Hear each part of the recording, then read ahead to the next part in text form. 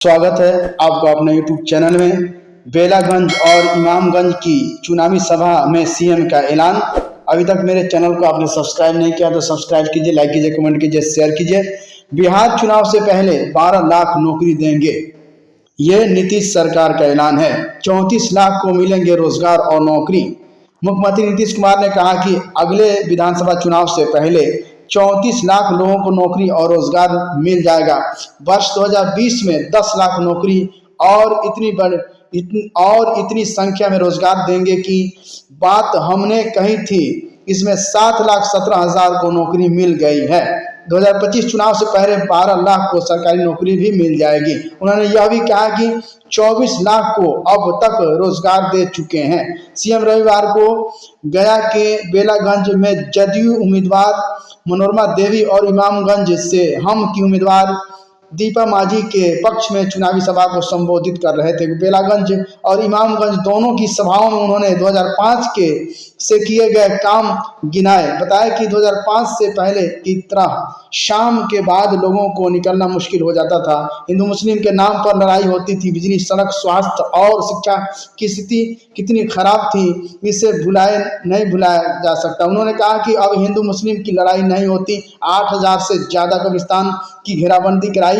वहीं 60 साल से ज्यादा पुराने मंदिरों को घेराबंदी का काम शुरू हुआ है। मदरसों को सरकारी मान्यता दी गई। सीएम ने कहा कि पुलिस में महिलाओं को 35% आरक्षण। देश की किसी भी राज्य में बिहार महिला पुलिसकर्मियों की संख्या सबसे अधिक है ना। केंद्र सरकार से मिल रहा सहयोग। नीतीश सरकार, मुख्यमंत्री ने कहा कि प्रधानमंत्री नरेंद्र मोदी के सहयोग से कई काम हो रहे हैं। बिहार और आगे बढ़ेगा। उन्होंने कहा कि बेलागंज में विकास के कई काम हुए। पटना समेत राज्य के 11 शहरों में होगा जेईई मेन। साल 2023 में 23 देश के 24 शहरों में बनाए गए थे परीक्षा केंद्र। इस बार भारत के अलावा 13 देशों के 15 शहरों में भी हो गई परीक्षा। जेईई मेन में रिकॉर्ड आवेदन की उम्मीद। जेईई मेन में 2025 के आवेदन प्रक्रिया जारी है। जेईई एडवांस 2025 की पत्ता में परिवर्तन किया गया। उम्मीदवारों को इस परीक्षा में शामिल होने के लिए एक अतिरिक्त मौका दिया जाएगा। जेईई एडवांस परीक्षा विशेषज्ञ मेंटर है ना एडुसर्व के निदेशक आनंद जायसवाल ने बताया कि जेईई एडवांस में शामिल होने के लिए जेईई मेन से 2.5 लाख टॉप उम्मीदवारों का चयन किया जाता है। ऐसे में बड़ी संख्या में साल 2023 में 12वीं पास कर चुके उम्मीदवार जेईई मेन में परीक्षा में आवेदन किए हैं। एमडी, एमएस जैसी मेडिकल पीजी सीटों पर होगा नामांकन। अभ्यर्थियों को 17 तक विकल्प भरने का मौका। पहला चरण 17 नवंबर तक होगा पंजीकरण। नीट पीजी काउंसलिंग पंजीकरण की अंतिम तिथि 17 नवंबर। विकल्प भरने और लॉक करने की तिथि 8 से 17 नवंबर तक। सीट आवंटन प्रोसेसिंग 18 से 19 नवंबर।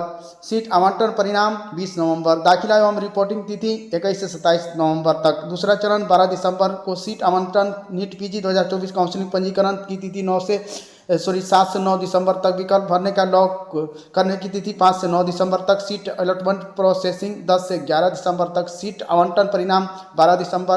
प्रवेश एवं रिपोर्टिंग तिथि 13 से 20 दिसंबर तक। तीसरा चरण 2 से 3 जनवरी की। सीट आवंटन प्रक्रिया नीट पीजी 2024 काउंसलिंग पंजीकरण 26 दिसंबर से 1 जनवरी 2025 तक। विकल्प भरने का लॉक करने की तिथि 27 दिसंबर से 1 जनवरी 2025 तक। सीट अलॉटमेंट प्रोसेसिंग 2 से 3 जनवरी 2025 तक। सीट आवंटन परिणाम 4 जनवरी 2025। प्रवेश एवं रिपोर्टिंग तिथि 6 जनवरी से 13 जनवरी 2025 तक है ना। देश भर के मेडिकल कॉलेजों में पीजी में नामांकन के लिए प्रक्रिया शनिवार से शुरू हो गई है। इस काउंसलिंग के माध्यम से देश में ऑल इंडिया कोटा की 50% एमडी, एमएस जैसी मेडिकल पीजी सीटों पर दाखिला होगा। इस बार एमसीसी की आर्म्ड फोर्सेज सर्विसेज की प्राथमिकता 3, 4 व 5 के लिए काउंसलिंग कराएगा। पहले राउंड की काउंसलिंग में आवेदन करने वाले अभ्यर्थी एमसीसी की आधिकारिक वेबसाइट mcc.nic.in पर जाकर कोर्स व कॉलेज की चॉइस भर सकेंगे।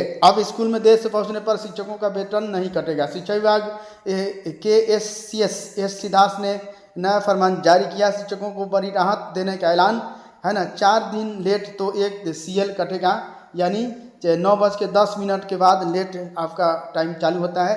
9:09 तक आप रहते हैं तो लेट नहीं लगेगा। और 9:10 के बाद आपका लेट हो जाएगा और 4 दिन लेट होगा तो एक CL आपका पोस्ट हो जाएगा, काउंट हो जाएगा। Thank you friends. शिक्षा रोजगार से जुड़ी बड़ी खबरों के लिए चैनल को सब्सक्राइब कीजिए, लाइक कीजिए, कमेंट कीजिए, शेयर कीजिए।